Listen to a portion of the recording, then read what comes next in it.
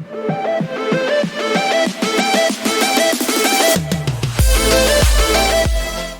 Guys, अस्सलाम वालेकुम, this is Khan Rafiq here. Okay so guys, जैसे कि हम लोग ने 11th क्लास का 5th चैप्टर जिसका नाम है ग्रेविटेशन, उस चैप्टर का मैंने थ्योरी पार्ट जो था वो टोटली पढ़ा चुका हूँ, फिनिश हो चुका है।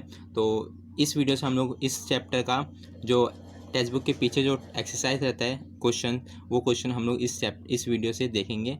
तो पहला है एमसीक्यू, तो पहले एमसीक्यू देखेंगे, फिर हम लोग न्यूमेरिकल्स देखेंगे। ठीक है, तो एक चीज़ मैं बता दूं, अगर आप लोगों ने इस चैप्टर का थ्योरी पार्ट जो है जो कि छः पार्ट है टोटल, तो वो 6 पार्ट अगर आप लोग नहीं देखे तो प्लीज़ पहले जाके उसको देखिए। डिस्क्रिप्शन में लिंक दी रहेगी, तो उस लिंक पे पार्ट 1, पार्ट 2, पार्ट 3 ऐसा करके पूरा 6 पार्ट दिया है, वो 6 पार्ट देखो, उसके बाद ये वीडियो देखो। फिर इसके बाद एक और वीडियो आएगा जो टोटली ये चैप्टर ख़त्म हो जाएगा। ठीक है, तो पूरा डिस्क्रिप्शन में दिया रहेगा, ऐसा नहीं कि नहीं दिया रहेगा, पूरा दिया रहेगा। ठीक है, okay. Choose the correct option. ठीक है, the value of acceleration due to gravity is maximum at dash. कहाँ पे मैक्सिमम रहता है एक्सीलरेशन ड्यू टू ग्रेविटी, ये हम लोग ने देख चुके। जब हम लोग थ्योरी पार्ट पढ़ रहे थे तो हम लोग देख चुके थे कि एक्सीलरेशन ड्यू टू ग्रेविटी। अच्छा, एक्सीलरेशन ड्यू टू ग्रेविटी होता क्या है, तो देखो जी होता है। क्या होता है, जी। इसको जी से रिप्रेजेंट करते हैं ना, मालूम होगा आप लोगों को। एक्सीलरेशन ड्यू टू ग्रेविटी कहाँ पे मैक्सिमम रहता है, द पोल। पोल पे मैक्सिमम रहता है। ठीक है, याद रखना, एमसीक्यू में कभी कभी सीटी एग्जाम में भी पूछ सकता है ये। कहाँ पे मैक्सिमम रहता है, इक्वेटर पे मैक्सिमम रहता है, नहीं। सेंटर पे, नहीं। पोल पे, हाँ, पोल पे मैक्सिमम रहता है। क्या मैक्सिमम रहता है, acceleration due to gravity. Okay, तो इसका आंसर है C, the pole of the earth. Second question, second MCQ. Now the weight of a particle at the center of the earth is 0। देखो, कोई भी पार्टिकल का wait अगर centre के अर्थ पे है ना तो वो 0 होता है। याद रखना, बहुत लॉजिकल क्वेश्चन है। अगर कोई भी पार्टिकल अर्थ के सेंटर पे है, अर्थ के मतलब देखो ये अर्थ है, सपोज करो। ठीक है, ये अर्थ है, ये पूरा जो है वो अर्थ है। अगर मैंने कोई एक पार्टिकल लिया, छोटा सा एक पार्टिकल लिया, वो पार्टिकल अगर सेंटर में है ना तो उसका वेट कितना रहेगा पता है, 0 रहेगा। कितना रहेगा, 0 रहेगा। ठीक है, तो ये भी याद रखना, the weight of a particle at the centre of the earth is 0। Infinity नहीं रहेगा, ये सब भी नहीं रहेगा, क्या रहेगा, 0 रहेगा। समझा। नाउ थर्ड क्वेश्चन क्या दिया हुआ है, द ग्रेविटेशनल पोटेंशियल पोटेंशियल का मतलब पोटेंशियल डिफरेंस है ना, वही करंट इलेक्ट्रिसिटी में भी हम लोग पढ़ेंगे। पोटेंशियल डिफरेंस बोलते हैं इसको। किससे रिप्रेजेंट करते हैं, ये बुक पे मैं दिखा दूँ, इसको रिप्रेजेंट करते हैं वी से। पोटेंशियल डिफरेंस इसको बोलते हैं, पोटेंशियल डिफरेंस। ठीक है, तो ग्रेविटेशनल में भी हम लोग को पोटेंशियल आएगा। ठीक है, the gravitational potential due to the earth is minimum. मतलब पूछ क्या रही है कि ग्रेविटेशनल पोटेंशियल कहाँ पे मिनिमम रहता है, अर्थ में। कहाँ पे मिनिमम रहता है, सेंटर पे। कहाँ पे मिनिमम रहता है, सेंटर पे। याद रखना, ये भी चीज़ बहुत लॉजिकल है और हम लोग ने पढ़े भी थे, ऐसा नहीं कि नहीं पढ़े। ये थ्योरी पार्ट में अगर पार्ट में जाके देखोगे ना तो मेरे को बेसिकली उस टॉपिक का नाम नहीं याद आ रहा है, बट हम लोग ने ये पढ़े थे कि ग्रेविटेशनल पोटेंशियल कहाँ पे मिनिमम रहता है, सेंटर पे। कहाँ पे मिनिमम रहता है, सेंटर पे। अगर आप लोग को नहीं मालूम तो इसलिए मैंने पहले बोल दिया था कि पहले थ्योरी पार्ट देख के आओ, इसके बाद ही ये एक्सरसाइज, एमसीक्यू, न्यूमेरिकल जो हम लोग करेंगे प्रॉब्लम्स, तभी समझेगा। ठीक है, तो फॉर्मूले भी याद कर लो, जो भी इस चैप्टर में जितने भी फॉर्मूले याद कर लो, तो न्यूमेरिकल्स आपको ईजिली लगेगा और एमसीक्यू भी सही से समझेगा आप लोगों को। ठीक है, तो इस क्वेश्चन का आंसर क्या है, द सेंटर ऑफ द अर्थ के सेंटर पे ग्रेविटेशनल पोटेंशियल क्या रहता है, मिनिमम रहता है। ओके, समझा। ठीक है, नेक्स्ट क्वेश्चन। अब आया है नेक्स्ट क्वेश्चन बाइंडिंग एनर्जी का। ठीक है, बाइंडिंग एनर्जी का भी टॉपिक हम लोग पढ़ चुके हैं, ऐसा भी कि नहीं पढ़ चुके हम लोग। तो the binding energy of a satellite revolving around a planet. Binding energy of a satellite revolving around a planet, मतलब सैटेलाइट प्लैनेट के अराउंड रिवॉल्व कर रहे हैं in a circular orbit is 3 × 10⁹ joule. 3 × 10⁹ joule. It's kinetic energy is, क्या रहेगा इन सब में, क्या रहेगा।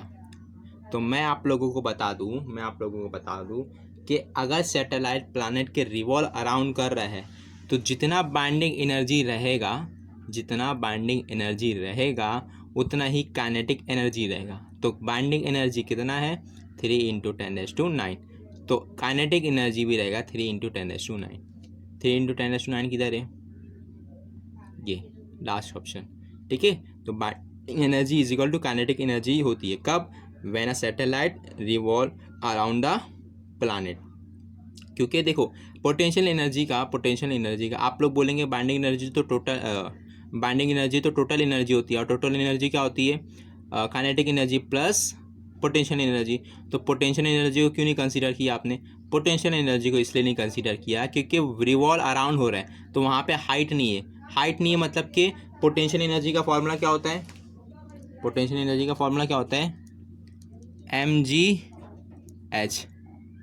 तो हाइट ही नहीं है तो पोटेंशियल एनर्जी रहेगा क्या, नहीं रहेगा।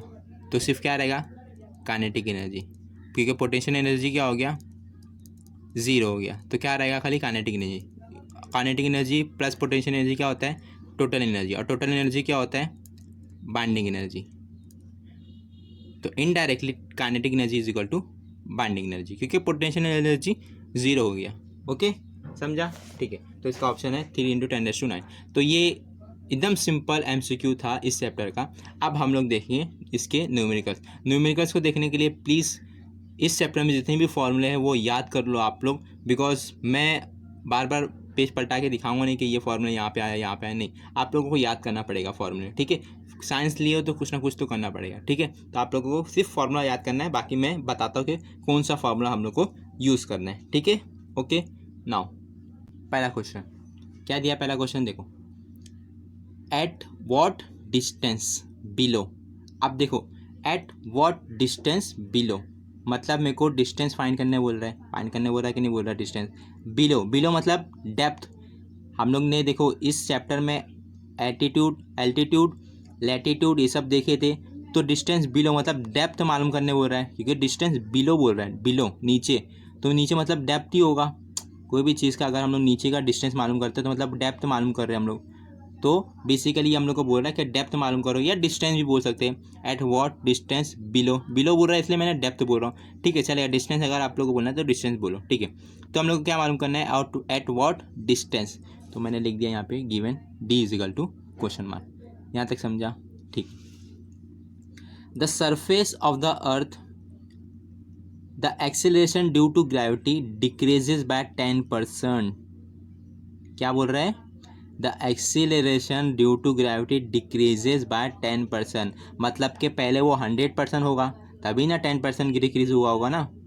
पहले कोई देखो ये सिंपल इंग्लिश है, जो उर्दू मीडियम का उनको नहीं समझ में आ रहा होगा, बट जो इंग्लिश मीडियम का है उनको समझ में आ रहा होगा, ठीक है। तो उर्दू मीडियम वाले के लिए मैं फिर से बता देता हूँ, acceleration due to gravity decrease हो रहा है बाय 10%, तो 10% डिक्रीज हुआ, तो पहले 100% हुआ होगा तभी तो 10% डिक्रीज हुआ कि नहीं होगा। तो पहले 10%, पहले 100% होगा तभी ना 10% डिक्रीज होगा, तो 10% डिक्रीज हो रहा है, ठीक है। Of its value at the surface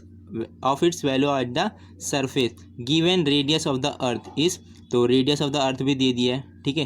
तो रेडियस ऑफ द अर्थ मैंने लिख दिया यहाँ पे, कितना दिया है, 6400 किलोमीटर, ठीक है। 640 किलोमीटर, 6400 किलोमीटर। अब मेरे को मीटर में ये 10⁻, अगर मैं ये पॉइंट इधर है, अगर इधर है, अगर मैं इधर पे लूँ पॉइंट पीछे क्या होता है, पॉइंट पीछे लूँगा तो क्या होगा, पॉजिटिव। देखो अगर आप लोग को नहीं मालूम तो बताता हूँ, दो चीज़ होती है, PAN, फुल फॉर्म लिख लो, पॉइंट पीछे पॉजिटिव, पॉइंट आगे नेगेटिव, याद हो जाएगा, PPP, पॉइंट पीछे पॉजिटिव, पॉइंट आगे नेगेटिव। मतलब मैं बोल रहा हूँ कि अगर मैं पॉइंट को पीछे लिया तो मेरे को 10⁻² पॉजिटिव करना पड़ेगा। कोई भी अगर 1 पॉइंट पीछे लिया या 2 पॉइंट, सपोज करो 2 पॉइंट पीछे लिया तो +2 करना पड़ेगा। और अगर पॉइंट को मैंने आगे लिया, यहाँ से लेकर यहाँ किया, पहले यहाँ था फिर यहाँ से लेकर यहाँ किया, तो पॉइंट आगे हुआ। पॉइंट आगे क्या होता है? नेगेटिव, मतलब मेरे को नेगेटिव करना पड़ेगा। सपोज करो मैंने 3 पॉइंट आगे लिया तो -3, जितना पॉइंट आगे लेंगे उतना करना पड़ेगा। और माइनस इसलिए क्योंकि पॉइंट आगे नेगेटिव, पॉइंट पीछे पॉजिटिव। समझ में आया? ठीक है, ये याद करने का तरीका है। तो बेसिकली मैं ऐसे याद करता हूँ और अपने स्टूडेंट को भी ऐसे ही याद कराता हूँ। ठीक है, तो अगर मैं पॉइंट इधर से, पॉइंट अभी किधर है? यहाँ पे इस वैल्यू में पॉइंट किधर है? इधर ही होगा ऑब्वियसली, यहीं पे रहेगा ना पॉइंट। तो पॉइंट को अगर मैं 3 पीछे करूँ तो पॉइंट पीछे पॉजिटिव होता है, तो देखो पॉजिटिव आया। ठीक है, अब पॉइंट को कितना पीछे लिया? 3 पीछे लिया, तो इसलिए 3। तो ये हो जाएगा 6.4 इंटू 10⁻³ और 10⁻³ एक और क्यों आया? बिकॉज किलोमीटर में हम लोग बात करते हैं क्या? नहीं, मीटर में बात करते हो। तो किलोमीटर को मीटर में कन्वर्ट करने के लिए याद रख लो, या तो कहीं पे टॉप पे लिख लो, किलोमीटर से मीटर में जाने के लिए 10⁻³ से मल्टीप्लाई करना पड़ेगा। या फिर डायरेक्ट याद रखो कि के का मतलब होता है 10⁻³। ठीक है, के का मतलब होता है 10⁻³ और मीटर ऐसी। ठीक है, अब ये 3 और 3 क्या हो जाएगा? प्लस हो जाएगा, क्योंकि मैंने बताया था बेस सेम है तो पावर क्या होगा? ऐड होगा। बेस सेम है तो पावर क्या होगा? ऐड होगा। तो 10⁻6 मीटर। तो आर का वैल्यू आया ये। देखो पहले क्वेश्चन में ये दिया था, लेकिन हम लोग ने सिंप्लीफाई करके ये लेके आए। ठीक है, क्यों लेके आए वो आगे मैं बताऊंगा, क्योंकि कट करने के लिए, बेसिकली कट करने के लिए। ठीक है, तो ये आर दिया है, मेरे को डिस्टेंस मालूम करने बोला है। और एक और चीज़ भी बोला है कि जी डी मतलब डिस्टेंस बिलो में उसका 90% आया। 90% क्यों? क्योंकि वो 100% पहले से था, 10% डिक्रीज़ हुआ। तो डिक्रीज़ हुआ तो 100 में से 100 गया, 100 में से 10 गया, 90 बचेगा। तो 90% ऑफ द जी। अब मैं जी को यहाँ नीचे भेज दूँ, देखो ये मल्टीप्लाई में 90 से मल्टीप्लाई में, नीचे गया तो डिवाइड में। ठीक है, अब 90% मतलब कि 0.9 वैल्यू उसका रहेगा। 90% को अगर परसेंटेज को मेरे को वैल्यू में कन्वर्ट करना है, परसेंटेज को अगर मुझे वैल्यू में कन्वर्ट करना है तो सिंपल लॉजिक है, 90/100 कर दो। कोई भी परसेंटेज दिया रहो, अगर 20% दिया, सपोज करो 20% दिया, तो 20 डिवाइड बाय 100, 1 कैंसिल, 10 का मतलब क्या हो जाएगा? ये 0.2। वैसे ये क्या हो जाएगा? 0 कैंसिल, 0.9 हो जाएगा ये। ठीक है, इतना कैलकुलेशन तो आता ही होगा। तो ये हो जाएगा 0.9। तो GD/G क्या आया? 0.9। समझ में आया? ये गिवन समझ में आया? ठीक है, अब हम लोग क्या मालूम करने बोला है? डी मालूम करने बोला है। तो इस चैप्टर में देखो ये फॉर्मूला आप लोगों ने देखा ही होगा, अगर जो मेरे थ्योरी पार्ट के वीडियो देखे उन लोगों को मालूम होगा, या तो फिर टेक्स्ट बुक में ये फॉर्मूला ढूंढूंगे ना तो आप लोगों को मिलेगा। GD = G1 - D/R। ये मिलेगा। ऐसा नहीं कि मैंने अपने से लिखा है, ये टेक्स्ट बुक में है फॉर्मूला। ये फॉर्मूला है, ये क्या है? फॉर्मूला। सिर्फ फॉर्मूले में वैल्यू पुट करना है और बाकी कुछ नहीं करना है। वैल्यू पुट करना है, बाकी कुछ नहीं करना है। ठीक है, अब मैं जी मल्टीप्लाई में उधर गया तो डिवाइड में 1 ऐसी रहेगा, माइनस भी रहेगा, D/R भी ऐसी रहेगा। फिर अब ये D/R जो है इधर माइनस में है, उधर गया तो इक्वल टू के वो साइड गया तो पॉजिटिव, तो D/R हो गया। और ये इधर पॉजिटिव में, ये GD/G पॉजिटिव में, उधर गया तो नेगेटिव में। ठीक है, क्यों कर रहा हूँ? क्योंकि मुझे GD/G का वैल्यू मालूम है कि देखो यहाँ पे GD/G, देखो D/R का वैल्यू मालूम है क्या? नहीं, D का वैल्यू तो मालूम ही नहीं है। D मुझे मालूम करना है, R का वैल्यू मालूम है, लेकिन D का वैल्यू मालूम है क्या? नहीं। तो इसलिए मैंने इसको एक साइड ले लिया, इसीलिए इसको मैंने दूसरे साइड कर दिया। ठीक है, अब GD/G का वैल्यू क्या है? 0.9। 1 में से 0.9 गया, 0.1 बचा। अब 0.1 बचा, R का वैल्यू मुझे मालूम है, तो R अगर यहाँ पे डिवाइड में उधर गया तो मल्टीप्लाई में हो जाएगा। ये 0.1 आया। ठीक है, अब R इधर डिवाइड में उधर गया तो मल्टीप्लाई में। अब R का वैल्यू क्या है? 6.4 इंटू 10⁻6 इंटू 0.1 भी आएगा। ठीक है, अब 10⁻6 और 0.1 का मतलब क्या होता है? याद रखना, नहीं मालूम तो याद कर लो, 10⁻⁻1। बेस से में पावर क्या होगा? ऐड होगा। 6 - 1 5, तो ये हो जाएगा 6.4 ऐसी, ये हो जाएगा 10⁻5 मीटर, क्योंकि डिस्टेंस का यूनिट क्या होता है? मीटर। तो आंसर क्या आया? ये आंसर आया। ठीक है, ये आंसर आया। ओके, अब यहाँ पे टेक्स्ट बुक में आंसर 640 किलोमीटर दिया, इसलिए यहाँ पे मैं सिंप्लीफाई किया। अगर आप लोगों को आंसर यहाँ तक लिखेंगे तो भी मार्क्स मिलेगा, ऐसा ज़रूरी नहीं कि ये भी करो, ठीक है। अब ये कैसे आया ये मैं बताऊँ, ठीक है बता देता हूँ। एक काम करता हूँ, देखो यहाँ पे देखो, यहाँ पे देखो 6.4 इंटू 10⁵ मीटर, ठीक है, इंटू 5 मीटर। अब मैं काम करता हूँ 10⁵2 कर देता हूँ, और ये 10⁵3, क्योंकि 2 + 3 5 हो जाएगा, इसलिए मैंने इसको सिंप्लीफाई कर रहा हूँ। तो ये हो जाएगा 6.4, ये 5 को मैं स्प्लिट कर रहा हूँ 2 3 में, है ना। अब 3 का मतलब क्या होता है, 10⁵3 का मतलब किलोमीटर होता है, मैंने बताया 10⁵3 का मतलब किलो होता है, किलोमीटर हो गया। और 10⁵2 क्या हो जाएगा, ये पॉजिटिव है, पॉजिटिव किधर जाता है, हमेशा राइट हैंड साइड पे आता है, नेगेटिव किधर जाता है, left hand side.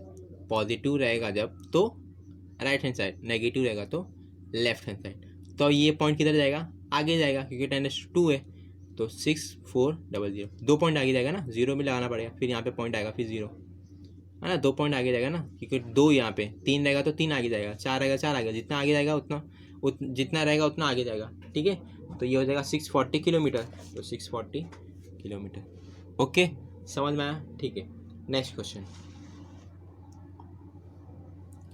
If the earth were made of wood, if the earth were made of wood, earth made से बना हुआ है, the mass of the wooden earth would have been 10% as much as it is now. मतलब कि वो जब would का बना था, पहले मास किसका बना था, अर्थ का, वो तो अर्थ ही था, मतलब जो अर्थ था वो नॉर्मल अर्थ था, बट अगर मैंने उसको मेड किया वुड से, तो उसका जो मास है वो 10% रहेगा, 10% ऑफ एम रहेगा, 10%, मतलब इधर पे समझो, mass of wood is equal to 10% of mass, is equal to 10% of mass. अब mass of wood is equal to 10% को मेरे को वैल्यू में कन्वर्ट करना है, क्या करेंगे, 10 divide by 100, 10 divide by 100, 0 0 cancel, क्या बचा यहाँ पे खाली m अपॉन 10 बचा, खाली m अपॉन 10 बचा, m अपॉन 10 बचा। और पढ़ो क्या लिखा है,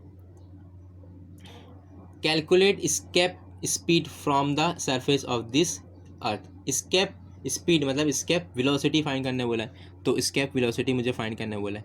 अब यहाँ पे एक चीज़ है, क्या चीज़ है पता है, क्या लिखा है क्वेश्चन में, देखो, without change in its diameter, change diameter हो रहा है क्या, जब वो वुड से बना है तो भी डायमीटर वो इतना ही रहेगा, जब वो नॉर्मल अर्थ रहेगा तो भी, नॉर्मल मास रहेगा तो भी उसका डायमीटर सेम रहेगा, तो dw is equal to D. अब जब डायमीटर सेम है तो रेडियस भी सेम रहेगा, रहेगा कि नहीं रहेगा, क्योंकि हम लोग को फॉर्मूले में रेडियस है, इसीलिए मैं रेडियस बता रहा हूँ, ठीक है। तो डायमीटर सेम है, अगर यहाँ पे लिखा हुआ without change in its diameter, तो डायमीटर सेम है तो रेडियस भी सेम रहेगा, ये गिवन समझा, ठीक है। अब हम लोग नॉर्मल फार्मूला लगाएंगे और वैल्यू पुट करेंगे और आंसर लेके आएंगे। इस चैप्टर में बहुत बहुत बहुत ईजी मतलब क्वेश्चन है, खाली फार्मूला लगाओ और थोड़ा सा दिमाग लगाओ और कैलकुलेशन करो और आंसर लेके आओ। 2 या 3 मार्क्स के लिए पूछते हैं, ठीक है। नाउ बेसिकली 2 मार्क्स के लिए पूछते हैं, ठीक है।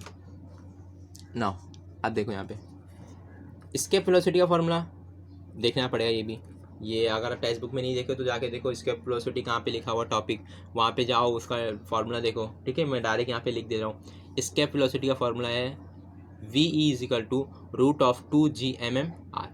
अब ये नॉर्मल फार्मूले के लिए, ये किसका नॉर्मल फार्मूला है, बट अगर वुड से बना रहेगा तो उसका भी फार्मूला लिखना पड़ेगा, तो लिख देता फार्मूला VEW, क्यों, क्योंकि ये वुड का है, जब वो वुड से बना है तो 2 तो ऐसे ही रहेगा, जी भी ऐसे रहेगा, क्योंकि ये कांस्टेंट है, ग्रेविटेशनल कांस्टेंट है, तो इसमें भी सेम रहेगा, इसमें भी सेम रहेगा, उसमें कुछ तब्दीली नहीं आएगी, ठीक है। तब्दीली मतलब चेंजेस नहीं आएगी, ठीक है। उर्दू मीडियम का मैं इसलिए बोल देता हूँ कभी कभी, ठीक है।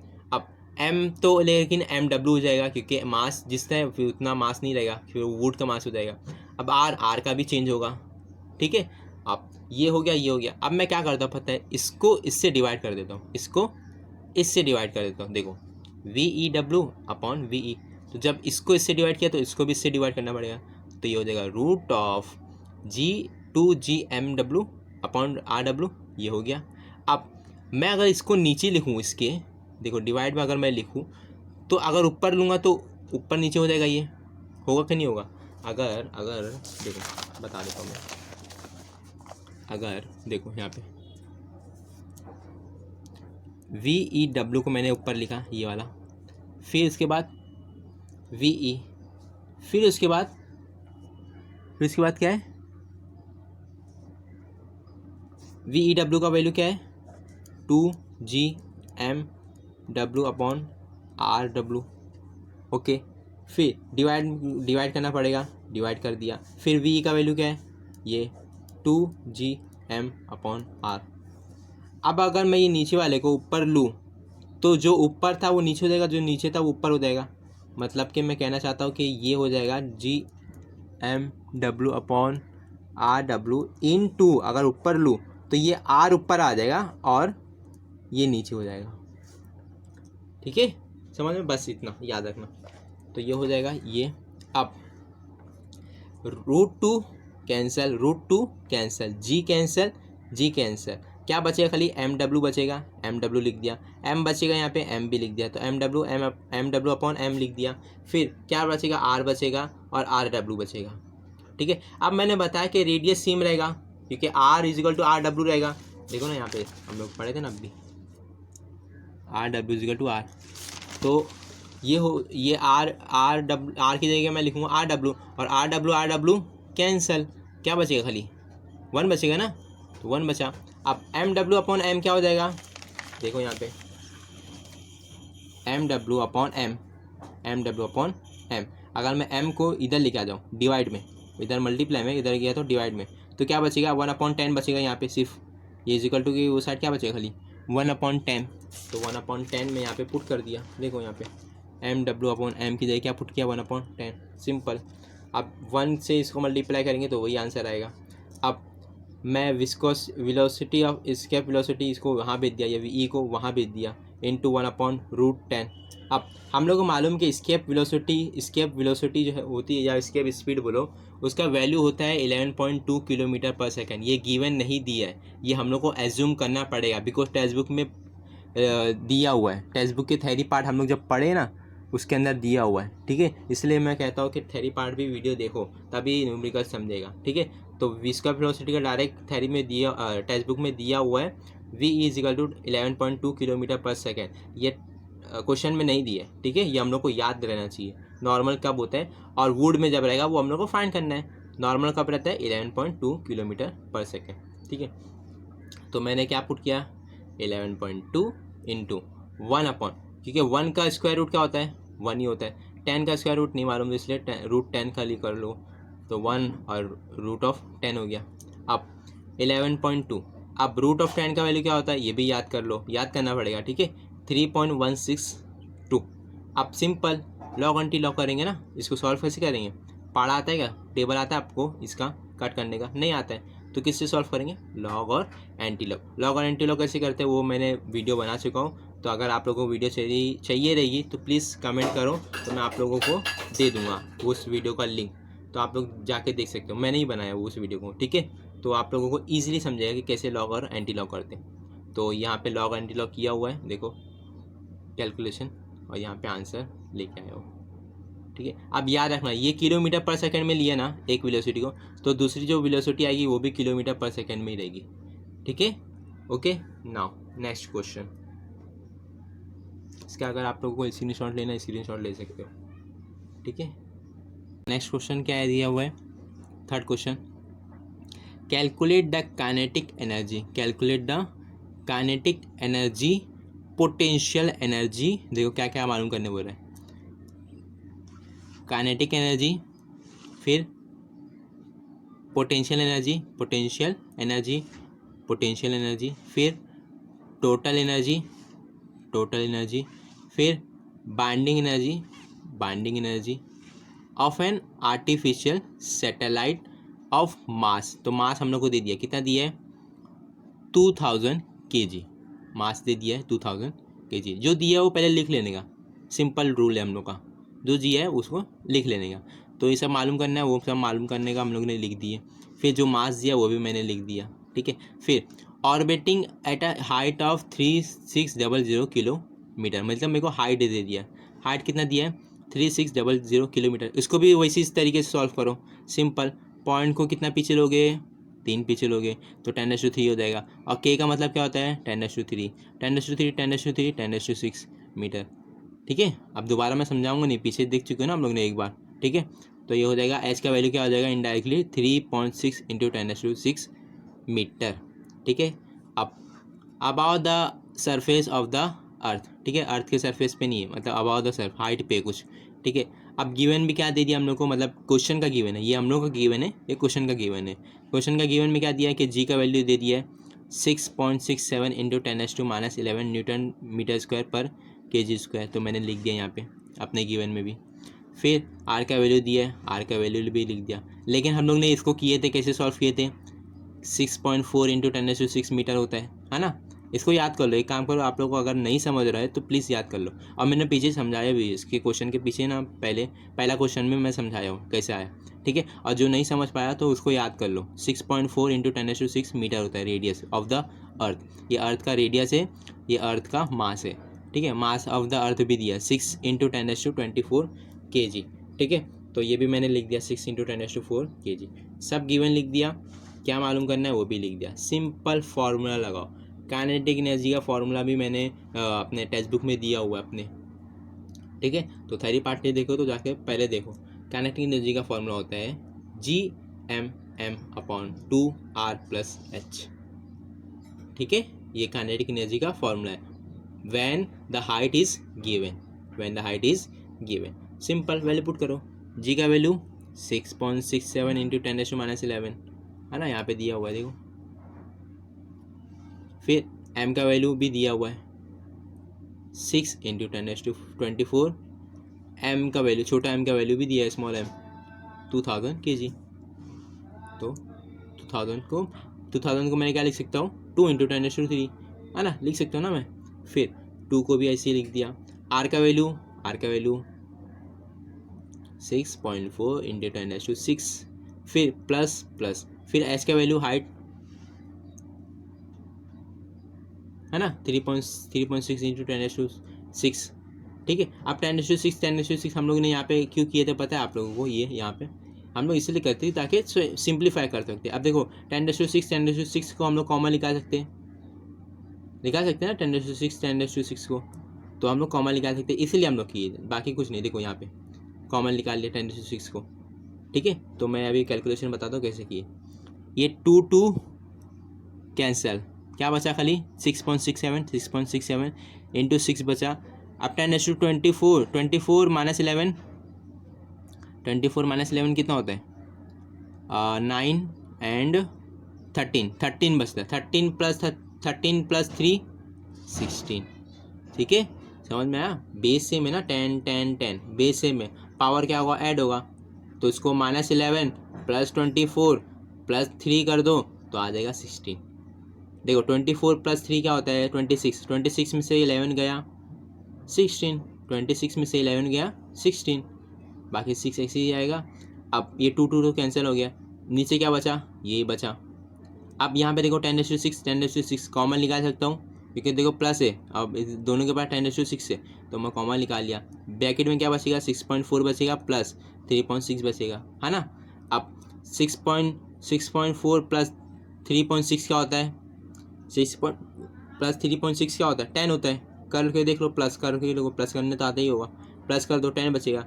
अब 10 और 10⁻6 क्या हो जाएगा, देखो 10 का मतलब क्या होता है, 10 का मतलब होता है 10⁻1। अगर 10 के ऊपर कुछ नहीं है तो मतलब 10⁻1 ही है। और बीच और अपने को 10⁻6 भी दिया है वहाँ पे, देखो यहाँ पे ये इसका प्लस होता है 10, फिर यहाँ पे 10⁻6 भी दिया हुआ है तो 6 + 1 क्या होगा, 6 + 1 क्या होगा 10⁻7, तो हो गया ये 10⁻7। ठीक है, और ऊपर क्या रहेगा एज इट इज़ रहेगा। ठीक है, अब 10⁻7 को अगर मैं ऊपर भेजूँ तो याद रखना पावर अगर हम लोग कोई भी चीज़ ऊपर भेजे तो उसका पावर जो रहेगा वो नेगेटिव हो जाएगा। क्या हो जाएगा नेगेटिव, मतलब अगर पॉजिटिव रहेगा तो नेगेटिव, नेगेटिव रहेगा तो पॉजिटिव। याद रखना, कहीं पे लिख लो, when the 10 is going up और डाउन, उसका पावर जो रहेगा वो या तो पॉजिटिव रहेगा तो नेगेटिव हो जाएगा, या तो नेगेटिव रहेगा तो पॉजिटिव हो जाएगा। ठीक है, तो 16 में से अगर हम लोग इसको सॉल्व करेंगे, 6 को 6.67 से 6 को 6 को 6.67 से मल्टीप्लाई करेंगे ना तो आंसर आएगा हम लोग को, ठीक है। 6.67 से मल्टीप्लाई करेंगे तो आंसर तो मिल जाएगा। देखो 7 6 जो भी है, अगर से कैलकुलेशन करो साइड में, अगर जो आंसर आता है वो लिखो। और 10⁻7 और 10⁻16 क्या हो जाएगा, देखो ये +7 है ना, ऊपर गया तो -7, तो 16 - 7 क्या हो जाएगा। देखो नहीं समझ में आ रहा तो बताता हूँ। 10⁻16 है और नीचे क्या 10⁻7 है, तो 10⁻16, ये अगर 7 को मैं ऊपर भेजूँ, ये 10⁻7 को ऊपर भेजूँ तो मैंने बताया था क्या हो जाएगा, वो सिर्फ पावर चेंज हो जाएगा। अगर प्लस है तो माइनस हो जाएगा, अगर माइनस है तो प्लस हो जाएगा। अगर यहाँ पे -7 रहता ना तो ऊपर जाता ना तो +7 हो जाता। तो खाली साइन चेंज होता है, पॉजिटिव रहेगा तो नेगेटिव, नेगेटिव रहेगा तो पॉजिटिव। ये सब चीज़ें याद रखो, ठीक है। अब 16 में से 7 गया, कितने बचे, 11, सॉरी 9 बचे ना, सॉरी मैं भी गलत कर रहा हूँ। 10⁻9 बचा, 16 में से 7 गया, 9 बचा, है ना। तो ये हो जाएगा आंसर इसका, कुछ लगभग इक्वल टू हो जाएगा ये 40.02। 6.67 को 6 से मल्टीप्लाई करेंगे तो ये आंसर आएगा। और जो हम लोग 16 - 7 किए ना तो उसका आंसर आएगा 10⁻9, वो भी हम लोग देख चुके हैं। तो काइनेटिक एनर्जी कितना आया, 40.02 × 10⁻9। काइनेटिक एनर्जी का यूनिट क्या होता है, जूल। तो काइनेटिक एनर्जी मिल गया फर्स्ट वाला। सेकेंड पोटेंशियल एनर्जी, उसका भी फार्मूला है, सबका फार्मूला है, कहीं कुछ वैसे नहीं आया। तो ये फार्मूला क्या है, Gm/R+S। या तो एक और फार्मूला है पोटेंशियल एनर्जी का, एक और फार्मूला है, ये फार्मूला है -2 × kinetic energy, -2 × kinetic energy. Kinetic energy कितना है, 40.02 × 10⁻9 जूल। पुट कर दो, पुट कर दिया, फिर 2 को मल्टीप्लाई करो उससे, 2 2 = 4, 0 0, 4 2 = 8, माइनस दिया तो माइनस है, 18.04 × 10⁻9 जूल, सिंपल। अब टोटल एनर्जी क्या होता है, kinetic energy plus potential energy, ये भी बता चुका हूँ। काइनेटिक एनर्जी कितना है, 14.02 × 10⁻9 प्लस पोटेंशियल एनर्जी -80.04 × 10⁻9, सिंपल। और 10⁻9 ये प्लस माइनस क्या हो जाएगा, माइनस 10⁻9 क्या निकाल लो, कॉमन निकाल लो, ब्रैकेट में क्या बचेगा, 14.02 - 18.04, है ना।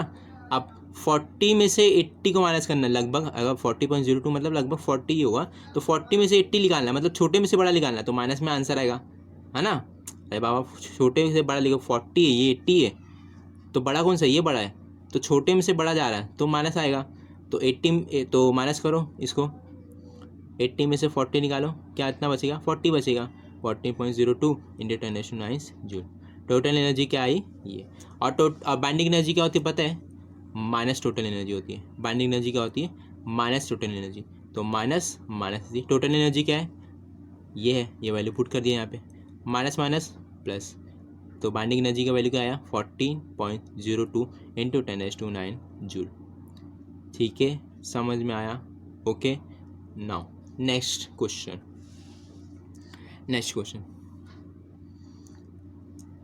Two satellites A and B are revolving around a planet. Two satellites A and B, दो सैटेलाइट हैं A और B, रिवॉल्व कर रहे, किसके रिवॉल्व कर रहे हैं, प्लानट के, ठीक है। Their periods of revolution are, periods मतलब क्या होता है, फिजिक्स में याद रखना, पीरियड्स मतलब टाइम होता है। तो पीरियड्स दिया है 1 आवर, पहले वाले A के लिए कितना दिया 1 आवर, और B के लिए कितना दिया है 8 hour. Time for satellite 1 is 1 hour, time for satellite B is 8 hour. तो मैंने लिख दिया, देखो TA = 1 आवर, TB = 8 आवर। समझा यहाँ तक, तो बहुत ईजी था। Now the radius of orbit of satellite B, the radius of the orbit of satellite, मतलब सैटेलाइट B का रेडियस दिया है, A का नहीं दिया है, B का दिया है, B का रेडियस, है ना। 4 कितना दिया, 4 × 10⁻4 किलोमीटर, 4 × 10⁻4 किलोमीटर। अब फाइंड क्या करने बोला है, find radius of orbit of satellite A, मतलब रेडियस मालूम करने बोला, किसका, सैटेलाइट ए का, सैटेलाइट ए का रेडियस मालूम करने बोला है। अब सैटेलाइट के उसके अंदर हम लोग ने टाइम का फॉर्मूला डिराइव किए थे, क्या फॉर्मूला था वो, क्या फॉर्मूला था, ये फॉर्मूला था कि T = 2π√r³ Gm। अब मैं क्या करता हूँ पता है, दोनों साइड स्क्वायर कर देता हूँ, क्या कर देता हूँ, स्क्वायर करने आता है ना, है ना, वो तो किए होंगे 10th में शायद। स्क्वायर कर दूंगा, अब यहाँ पे स्क्वायर करूँगा क्या हो जाएगा, वो टी स्क्वायर हो जाएगा। यहाँ पे स्क्वायर करूँ तो 4 हो जाएगा, 2 का स्क्वायर 4, पाई का स्क्वायर पाई स्क्वायर। अब यहाँ पे स्क्वायर करूँगा तो ये स्क्वायर रूट और स्क्वायर कैंसिल हो जाएगा, जो टर्म अंदर रहेगी वही टर्म खाली आएगी, r³ g और m। ठीक है, अब ये सब टर्म तो कॉमन है, ये सब टर्म तो कांस्टेंट है। ये देखो 4 पाई जी एम, इसकी वैल्यू हम लोग को मालूम है। देखो m की वैल्यू क्या रहती है 6 इंटू 10⁻⁴ 24। जी की वैल्यू भी मालूम हम लोग को 6.67 इंटू 10⁻11। पाई का वैल्यू भी मालूम 3.142। 4 का वैल्यू भी मालूम, 4 तो 4 ही होता है। तो ये सब क्या है, कांस्टेंट है, कांस्टेंट है। तो कांस्टेंट है तो डायरेक्टली प्रोपोर्शनल रहेगा। देखो आर टी और टी के सामने ही है, टी स्क्वायर के सामने r³ है, तो डायरेक्टली प्रोपोर्शनल हो जाएगा। ठीक है, तो डायरेक्ट ये अगर आप लोगों को ये नहीं करना तो डायरेक्ट याद रखना, तो डायरेक्ट याद रख लो कि टी स्क्वायर होता है directly proportional to r³। T square is directly proportional to r³। अब एक बार टी ए लेंगे, एक बार टी बी, क्योंकि 2 पीरियड्स हम लोग के पास, 2 टाइम है ना, इसीलिए T A upon T B कर देंगे। तो यहाँ पे भी R A upon R B करना पड़ेगा, इजिकल टू भी करना पड़ेगा, क्योंकि कांस्टेंट अगर डायरेक्टली प्रोपोर्शनल की साइन हटाने के लिए कांस्टेंट में मल्टीप्लाई करना पड़ेगा, वो हम लोग को मालूम है। तो कांस्टेंट तो कैंसिल हो जाएगा, तो ऑब्वियसली इजिकल टू ही आएगा। ठीक है, तो ये T A upon T B square, R A upon R B cube. समझ में आया, 2 है ना सैटेलाइट, इसीलिए दोनों से डिवाइड करना पड़ेगा। अब T A upon T B क्या है, टी का वैल्यू क्या है 1, टी बी का वैल्यू 8, देखे थे ना यहाँ पे टी ए और टी बी, तो 1 और 8। आर ए का वैल्यू क्या है नहीं मालूम, मालूम करने का है। आर बी का वैल्यू मालूम है 4 इंटू 10⁻⁴ क्यूब हो जाएगा। अब यहाँ पे 1 का स्क्वायर 1 ही होता है, 8 का स्क्वायर 8 स्क्वायर हो जाएगा। ठीक है, अब ये जो टर्म है, ये टर्म है, ये तो मालूम है ना, तो ये टर्म को यहाँ भेज दो, तो हम लोग को क्या मिल जाएगा r³ तो r³ इजिकल टू कर दो और 1/8 स्क्वायर हो जाएगा इंटू ये टर्म को यहाँ भेज दूंगा, तो ये हो जाएगा 4 इंटू 10⁻⁴ क्यूब। ठीक है, अब देखो क्या होता है, इसको सॉल्व करेंगे आप लोग, इसको अगर सॉल्व करेंगे तो आप लोगों को आंसर क्या आएगा पता है, 10⁻12 आ जाएगा। क्या आ जाएगा, 10⁻12 आ जाएगा आंसर। अब ये 10⁻12 आंसर है। अब मुझे r³ नहीं मालूम करना, मुझे r a मालूम करना, सॉरी r³ दिया ना मुझे, लेकिन r a मालूम करना है। r a मालूम करने के लिए क्या करेंगे पता है, ये क्यूब है ना, ये क्यूब है ना, क्यूब रूट देखो, अगर स्क्वायर को हटाना अगर रहेगा, अगर r a स्क्वायर दिया रहता तो मुझे अगर स्क्वायर हटाना क्या करता हूँ मैं, स्क्वायर रूट करता हूँ, तो स्क्वायर रूट और स्क्वायर कैंसिल हो जाता है और r a दे देता है। वैसे ही r³ हटाना, r³ को मुझे r a मालूम करना है ना, तो सिंपल उसका भी वही रहेगा, यहाँ पे क्यूब रहेगा, यहाँ पे r a रहेगा, तो ये क्यूब और ये क्यूब कैंसिल, क्या बचेगा खाली r a। तो मुझे सब जगह क्या करना पड़ेगा, यहाँ पे स्क्वायर क्यूब करना पड़ेगा। ठीक है, क्यूब रूट करना पड़ेगा, क्या करना पड़ेगा, क्यूब रूट करना पड़ेगा। तो उसका क्यूब रूट करूँगा तो 3 क्यूब और क्यूब रूट क्या हो जाएगा कैंसिल, क्या बचेगा r a, डायरेक्टली मैंने लिखा हूँ। अब यहाँ पे भी क्यूब रूट करना पड़ेगा, क्यूब रूट का मतलब 1/3 होता है ना, क्यूब स्क्वायर रूट का मतलब क्या होता है 1/2 होता है, वैसे क्यूब का क्या होता है 1/3 होता है, तो 1/3। अब 3 1 3, 3 4 12, तो 10⁻⁴ बचा। r a का वैल्यू क्या आया 10⁻⁴, 10⁻⁴ मतलब 1 इंटू 10⁻⁴, या तो 10⁻⁴ भी लिखेंगे तो भी चलेगा। तो r a का वैल्यू क्या आया, अगर यहाँ पे कुछ नहीं है तो मतलब क्या है 1 ही है, तो r a का वैल्यू क्या आया 1 इंटू 10⁻⁴ किलोमीटर। समझ में आया, ठीक है, तो उसको लिख सकते हो आप लोग। अब हम लोग देखेंगे इस वीडियो का लास्ट क्वेश्चन, आगे भी और भी क्वेश्चन है न्यूमेरिकल्स, वो हम लोग नेक्स्ट वीडियो में देखेंगे। ठीक है, तो इस चैप्टर का, इस वीडियो का हम लोग लास्ट न्यूमेरिकल्स देख लेते हैं। नाउ देखो, फाइंड द ग्रेविटेशनल फोर्स, क्या मालूम करने बोल रहा है, क्या मालूम करने बोल रहा है बताओ, find the gravitational force, force मालूम करने बोल रहा है, क्या मालूम करने बोल रहा है, फोर्स मालूम करने बोले को यहाँ पे है। ठीक है, अब between the sun and the earth, gravitational force मालूम करने बोला किसके बीच में, between the sun and earth. ठीक है, given mass of the sun, mass का सन दे दिया, मास ऑफ द सन, देखो ऐसे लिखा हुआ, इसका मतलब सन है। ठीक है, मास ऑफ सन कितना दिया है 1.99 इंटू 10⁻30 kg। अब मास ऑफ द अर्थ भी दे दिया है, मास ऑफ द अर्थ भी दे दिया, कितना दिया 5.98 इंटू 10⁻24 kg, 5.98 इंटू 10⁻24 kg। ठीक है, the average distance between the earth and the sun is 1.5 into 10⁻11 metre. मतलब मेरे को डिस्टेंस दे दिया किसके बीच में, अर्थ एंड सन के बीच में, अर्थ और सन के बीच में कितना डिस्टेंस है वो डिस्टेंस दे दिया। देखो ये रेडियस नहीं डिस्टेंस है, ठीक है। तो डिस्टेंस दे दिया 1.5 इंटू 10⁻11 मीटर। क्या मालूम करने बोला है? फोर्स मालूम करने बोला है। तो इस चैप्टर में डायरेक्ट फार्मूला है, कहीं से फार्मूला डिराइव नहीं करने का, direct formula F = G into MS into ME upon R square. अगर दो मास दिया है तो दोनों मास को मल्टीप्लाई करो, G से मल्टीप्लाई करो, अपॉन R स्क्वायर करो, जितना मतलब डिस्टेंस है बीच का उसको स्क्वायर करो और फोर्स मालूम करो, ठीक है। तो ये डायरेक्ट फार्मूला है। अब बस इस फार्मूले में पुट करो। देखो जी का वैल्यू तो हम लोग को मालूम है, देखो गिवन दिया नहीं हुए, लेकिन हम लोग को मालूम होना चाहिए, इसलिए मैं बोल रहा हूँ याद कर लो। जी का वैल्यू होता है 6.67 इंटू 10⁻11। जी का वैल्यू होता है 6.67 इंटू -10⁻11, ठीक है। और एम एस का वैल्यू भी दे दिया है, एम ई का वैल्यू भी दे दिया है, आर का वैल्यू भी दे दिया है। सिंपल लॉग एंड लॉग से सॉल्व करो। देखो यहाँ पे है ना, सिंपल है ना सब। ये इस चैप्टर में बहुत सिंपल है।